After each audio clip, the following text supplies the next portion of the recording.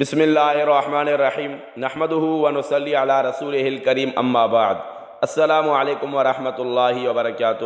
دوستو، امید ہے کہ آپ سب حضرات خیریت سے ہوں گے۔ آج کی اس ویڈیو میں میں آپ کے لیے لایا ہوں والدین کے حقوق ادا کرنے کی دعا۔ جی ہاں، تو آئیے میں آپ کو بتاتا ہوں۔ اس سے پہلے کہ میں آپ کو والدین کے حق ادا کرنے کی دعا بتاؤں، آپ نے اگر ہمارے اس چینل کو سبسکرائب نہیں کیا تو آپ برائے مہربانی سبسکرائب کیجئے اور کمنٹ میں اظہار خیال بھی کیجئے اور آگے شیئر بھی کیجئے تاکہ جو ہے سب مسلمانوں کا بھلا ہو۔ تو آئیے میں آپ کو بتاتا ہوں۔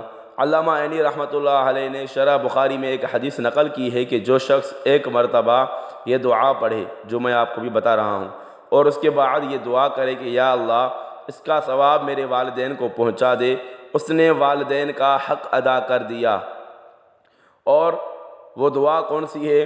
وہ دعا یہ ہے: بسم اللہ الرحمن الرحیم، الحمدللہ رب العالمین، رب السماوات ورب العرض رب العالمین، وَلَهُ الْكِبْرِيَاءُ فِي السَّمَاوَاتِ وَالْأَرْضِ وَهُوَ الْعَزِيزُ الْحَكِيمُ، لِلَّهِ الْحَمْدُ رَبِّ السَّمَاوَاتِ وَرَبِّ الْعَرْضِ رَبِّ الْعَالَمِينَ، وَلَهُ الْعَظْمَةُ فِي السَّمَاوَاتِ وَالْأَرْضِ وَهُوَ الْعَزِيزُ الْحَكِيمُ، هُوَ الْمَلِكُ رَبُّ السَّمَاوَاتِ وَرَبُّ الْأَرْضِ وَرَبُّ الْعَالَمِينَ، وَلَهُ النُّورُ فِي السَّمَاوَاتِ وَالْأَرْضِ وَهُوَ الْعَزِيزُ الْحَكِيمُ۔ جو یہ دعا کرے اور یہ دعا پڑھے اور اس کے بعد یہ دعا کرے کہ یا اللہ اس کا ثواب میرے والدین کو پہنچا دے، اس نے والدین کا حق ادا کر دیا، اور 3 مرتبہ سورہ اخلاص اور 3 مرتبہ سورہ فاتحہ اور 3 مرتبہ درود شریف بھی شامل کر لیں تو والدین کا فرما بردار شمار ہوگا۔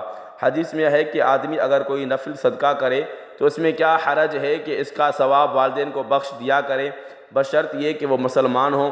اس صورت میں ان کو ثواب پہنچ جائے گا اور صدقہ کرنے والے کے ثواب میں کوئی کمی نہ ہوگی۔